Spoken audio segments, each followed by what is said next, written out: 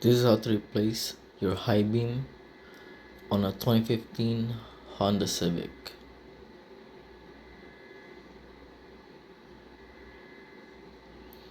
So what you want to do, this is facing the back, you want to press down, so to the right or to the left.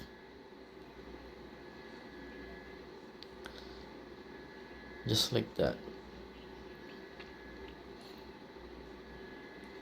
So now that you have it like this, you can easily access the tab for the connector. Press the tab and pull the bulb out.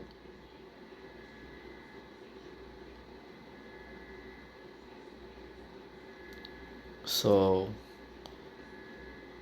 just like that, press the tab and pull it out.